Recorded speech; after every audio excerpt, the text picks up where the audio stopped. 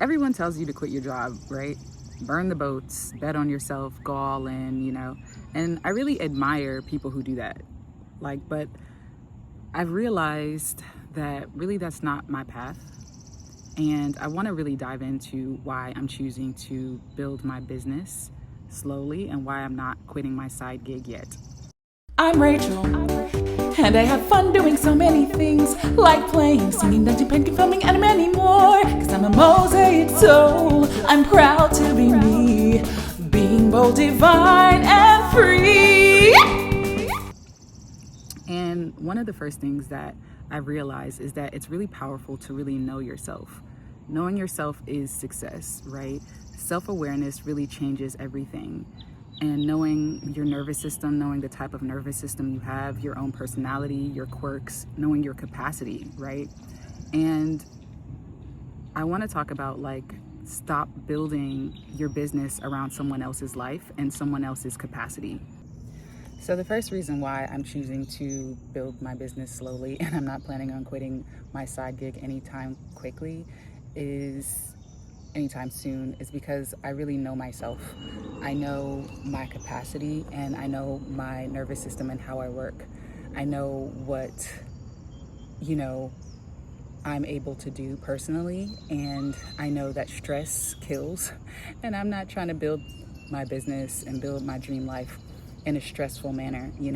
I really want to build a business that lights me up, that feels good, that feels easy, that goes with my natural rhythms, and that allows me to feel supported in the world and doing and living the life that I dream of, right? And so the second reason I am choosing this path is that my nervous system is very sensitive. As someone who is neurospicy, I know how I work, right? I know what burnout feels like. I know that going all in and doing too much creates exhaustion, which then leads to health issues. And I know what happens when I put too much pressure on myself.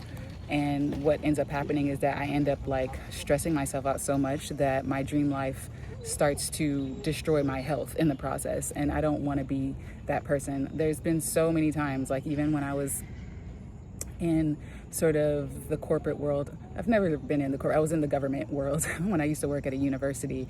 Every person in my office who was identified as a female had womb issues or had some level of health issues. And that's because it was in my opinion, my personal observation was that a lot of these women were quote unquote high achievers, and they were just going all in, giving their all, not only at work, but also at their house, at their homes, in their homes, and it's just too much. It's too much. I just believe in going with the natural flow of life, of being connected with nature, and taking things slowly, right?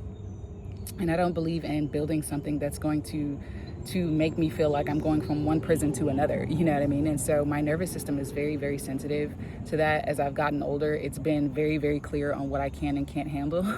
And it's funny because I've realized that a lot of the spiritual practices and tools that I've garnered along the way actually helped to protect me throughout my life, and I want to continue to implement those in my life and to continue to allow things to flow naturally and to allow my nervous system and my body and my intuition and my spirit to tell me what to do next, and to allow my intuition to guide me, not just, the numbers or the status symbols that it might represent, right?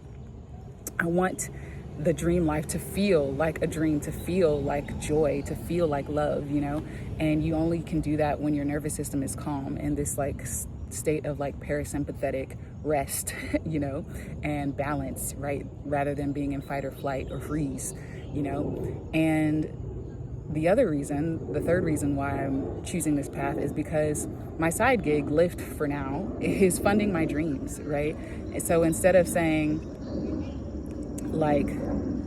I do Lyft and I hate doing it, right?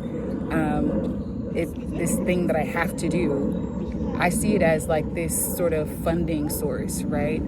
I use this income stream to fund another, right? So for me, Lyft funds my art. It funds my music. It funds my website. It funds my freedom. So to me, it's not a failure. It's an investment. And it's a way to allow me to have a steady nervous system and calmness around building this life that I'm building, right? And not feeling burnt out or like stressed out about how my bills are going to get paid and all of that good stuff. Hey.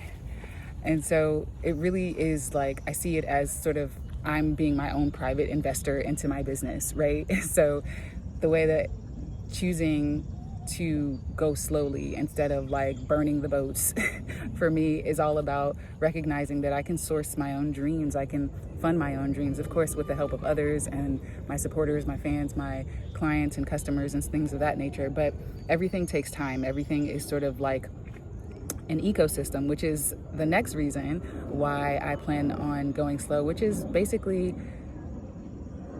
I don't believe in like planting a seed today and then expecting that seed and yelling at it tomorrow because it isn't a tree, right? Because it hasn't produced fruits. I think a lot of times we often want the thing, our dreams, which are literally like baby seedlings, to produce fruit.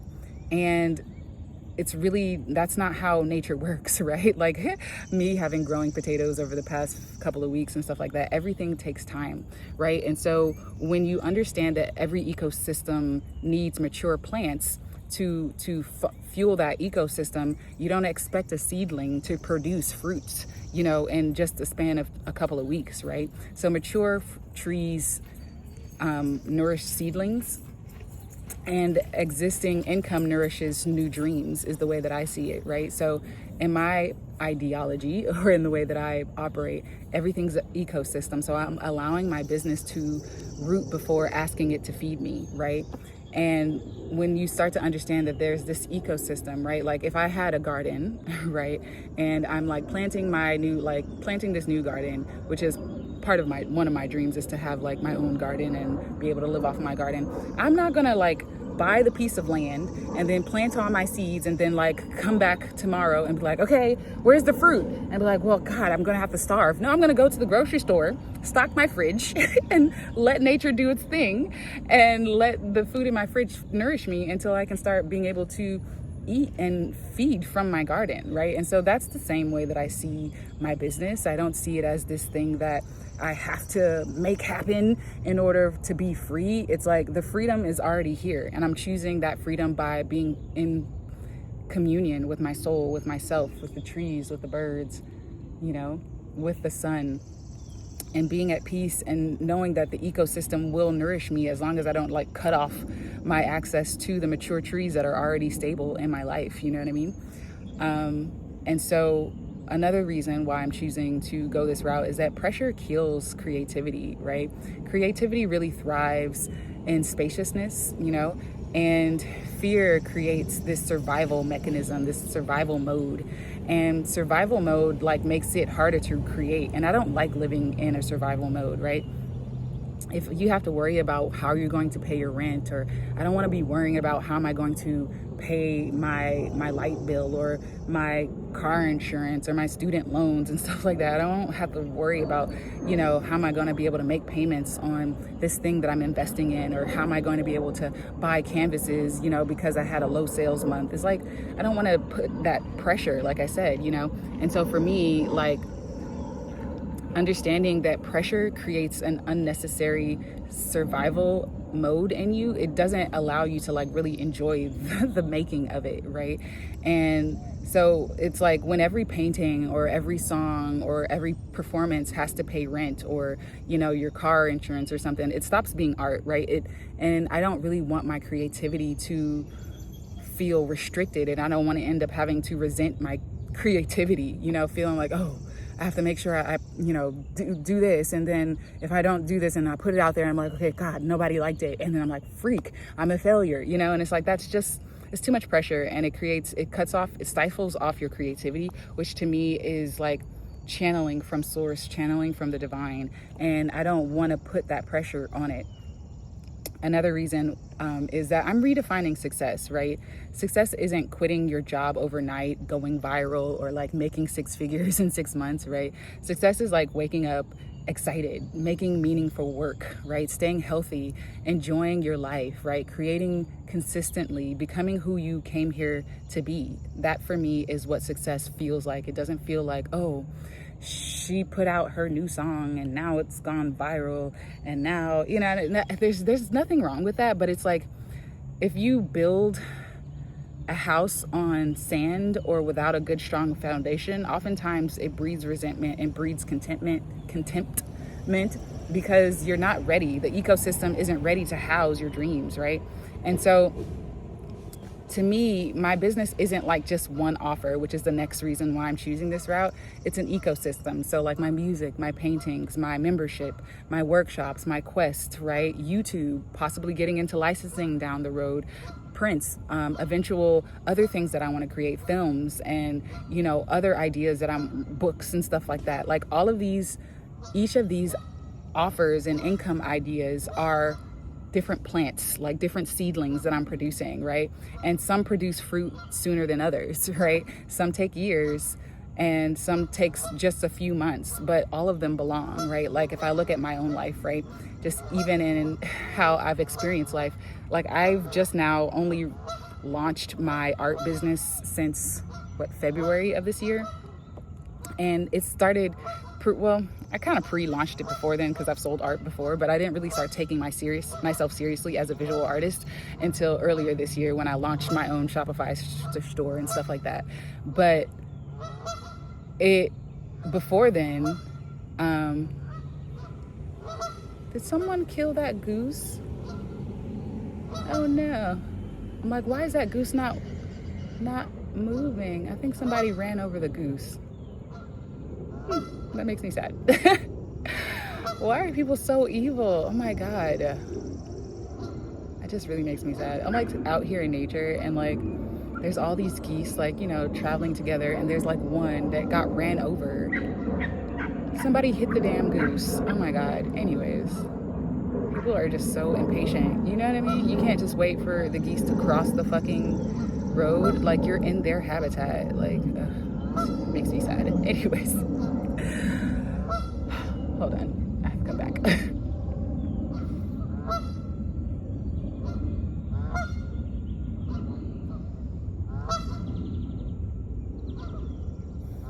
These are like pitching a fit right now. They're like pitching a fit. Like, you just killed our brother or sister right now. Like, and the ducks are like feeling some type of way about it too. Like, they were just acting all crazy. Like, not crazy, they were all like literally like, what the hell? It's really sad. If I ever have a homestead, I'm never having animals on my homestead except ones that are like family that is gonna probably live until their lifespan ends. I don't think I could ever like kill an animal myself. Like, I'm too much of a like low-key animal rights activist. I don't know. I always like, when I was little, sidebar, when I was little, I always used to like cry when I would see dead animals, but like now that I literally just saw somebody run a goose over, like, anyways, I used to always cry when I would see dead deer or dogs or things like that growing up, and then even now it still like makes me sad, because it was a whole flock of them just like trying to cross the street, and this car, I think it was a truck, literally just like ran it over. I didn't like stop for them and give them a chance to cross. It just like ran one over, and the rest of them had to like skedaddle out of the way. It's just really sad. Anyways, people are just so inhumane. Fucking humans sometimes. Yeah, it's like they don't trust cars anymore. As soon as a car comes, they like start flying away because these motherfuckers just killed one of their brothers. Look at them. They're like, oh hell no, y'all ain't gonna do that shit to me again. This is my comrade. Hello. I don't plan on messing with you. I'm cool. Just trying to catch some shade. Sitting in the sun because I know the mosquitoes don't bother you in the sun, but anyways, might not be here for much longer because mosquitoes love my ass. Okay, and maybe the last and final reason, and it's not even maybe, it's I think the biggest reason why I'm choosing to go this route slowly is that I really understand from a coaching perspective that building the inner foundation is paramount and crucial to allowing your outer world to reflect your inner reality, right? So there's a spiritual teaching that I learned from one of my spiritual friends slash teachers, and it states that what is manifest is what is known. And so when you understand that our outer lives often reflect our inner beliefs, it shows up in ways that you really don't even recognize. That if you've been living a life where you believe that your creativity can't provide for you, or you believe that your dreams aren't possible, or you believe that it's not safe to be who you are, right? Or you believe that your dreams or your desires won't support you, then that's the reality that you're actually living out right now, right? Like, especially when you feel this urgency to like leave something and go into something, that's really a good pressure cooker and a really good like pivotal moment that's waking you up. Like, that's that point of your awakening process where you're like, something is not right, something needs to change, right? And it's a beautiful moment. But I think oftentimes people make decisions out of that pressure, not realizing that, especially if you don't have a backup plan or your belief system is not able to shift as quickly as your desires, right? If your beliefs don't shift as quickly to support your new desires, it can really kind of backlash and backfire. And I've experienced that personally, and I've seen it happen in other people's lives as well, as a coach as well. So the biggest reason here is that, like, when you understand that your inner world and your outer world are reflecting each other, then you understand that it takes time for new belief systems to anchor, right? So if I've spent years believing I'm not safe, my dreams won't support me, I have to sacrifice myself to survive, or creativity can't provide for me, right? Or money is scarce, then those beliefs shape the life I'm living. So I'm not just building a business, I'm building a new belief system. I'm building trust in myself, right? I'm becoming someone who can like hold a bigger vision and bigger dreams. I'm teaching my nervous system that it's safe to succeed, right? I'm teaching myself that I don't have to rush. And also, from the state of success, you're not actually in a state of rushing, at least not in my dream life. I'm not like rushing to reach the finish line. I'm not rushing to, have the millions or the thousands or the whatever, you know what I mean? I'm becoming a safe container for my own vision, right? And when I realized that, it was like, oh, I can take a breather. Like, I can grow this shit slowly, you know? Like, that's why I'm growing slowly, because real transformation takes repetition. It takes practice. Like, it takes lived experience. So every painting, every song, every workshop, every member, every client, every small win becomes evidence that my new beliefs are true. And so another aspect of this is building evidence. So like every time someone buys a print or an original painting, or every time someone streams a song, or every time someone joins my membership, or every time I make money doing what I love, my belief system expands, right? My external reality slowly begins matching my inner knowing and my internal reality. And so that's why I'm not really in a rush anymore. I'm not waiting for some big giant breakthrough. I'm cultivating thousands of small confirmations, right? I'm creating a confirmation bias in my nervous system that says, yes, I am fully supported in living my dream life, right? I am fully supported in being who I want to be, right? I'm allowing my inner world and outer world to grow together simultaneously, because when the time comes for me to leave Lyft behind, it won't feel like a leap. It'll feel like the natural next step, right? Because the evidence will already be there, right? I will already have income coming in. I will already have an established fan base. I will already have, people who rock with me. I will already have lives that I've already touched in small or big ways, right?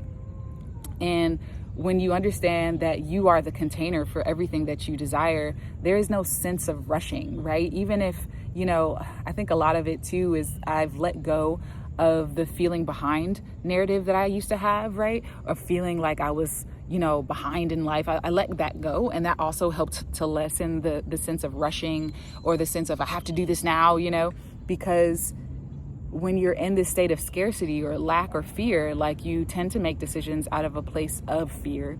hoping that it'll set you free, but really you are already free. You just have to realize you're free, and freedom starts within. I'm a true believer of that and an experiencer of that. And so it's like, I'm cultivating the soil, I'm cultivating my garden, I'm cultivating this ecosystem that will support me for like lifetimes to come, right? And it really, that's probably the last reason that I'm doing this slowly, is that I'm thinking in terms of long-term thinking, right? I'm not building a business for next year. I'm building something I'll still love making in 20 years, right? I'd rather grow slowly than burn brightly and disappear, right? Like, and that's something that took me a very long time to understand. You know, I wish I had this way of thinking when I was younger, but like learning to build long-term businesses. That's how, you know, people build long-term brands that we all know, right? Because it takes every little one step, one brick laid upon the next brick and the next brick, you know, and then eventually you have the house, right? But if you continue, you're like, okay, we're gonna build this house in one day. I guarantee you, there, like, somebody gonna mess up the foundation, the siding gonna be a little off. You know, anytime a storm comes through, that roof is popping right off. You know what I mean? So I don't really want to build my house in a in a janky fashion, right? So yeah, I'm just building one brick at a time and just like taking my time through this stuff, you know? And the thing about all of this is that I don't think that there's any one right path. I feel like some people can burn the boats and burn the bridges and get there quickly because they've built up enough internal fortitude within themselves that they're able to manifest quickly. You know, they're able to manifest, you know, the support system or another pathway that opens that allows them to support and sustain their lifestyle. And that's beautiful. I've seen that happen too. But you just have to know yourself and to know your own path. And I just know that I love nature. I love taking my time. I love things feeling easy and effortlessly. If you see where I'm sitting, I'm like sitting in front of a lake and enjoying just, you know, being in tune with nature and just taking my time and not feeling like, you know, I have to rush this stuff, you know, because like my health is important to me, my mental health, my physical health, and then just enjoying the journey is really important, right? So if this resonates, like your path does not have to look like mine doesn't have to look like yours. And I want to encourage you to like build in a way that honors your body, right? That honors your creativity, that honors your spirit and your soul. And to build something you'll actually enjoy living inside. Too many people, especially entrepreneurs and women entrepreneurs, build things that they later on feel imprisoned to. And that's because they've been trying to like hustle and bustle and try to build things in this sort of like, I want to say patriarchal fashion, this productivity fashion that's like out of sync with nature, that's out of sync with natural seasons. And there's a rhythm to life, there's a rhythm to the earth, right? And your intuition, your soul, your body is so intelligent.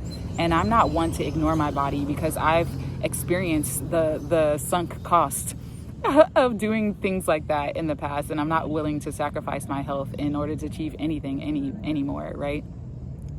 So if something about this way of creating and living resonates with you, if you've been longing for a place where creativity, imagination, and many passions are not only welcomed but celebrated, I'd love for you to join me and join the waitlist for my Mosaic Souls World. It's a creative sanctuary where we explore art, music, storytelling, mythology, and transformation, and living a life that really reflects your Mosaic soul, one chronicle at a time. Then you can go ahead and join the waitlist at mosaicsoulsworld.com. I really can't wait to welcome you home, and I hope this video has been helpful. Let me know how it resonates in the comments below, and I will catch you guys in the next one. And be sure to like, follow, comment, subscribe, and all the good things as well. I'll see you in the next one. Peace, love, and light.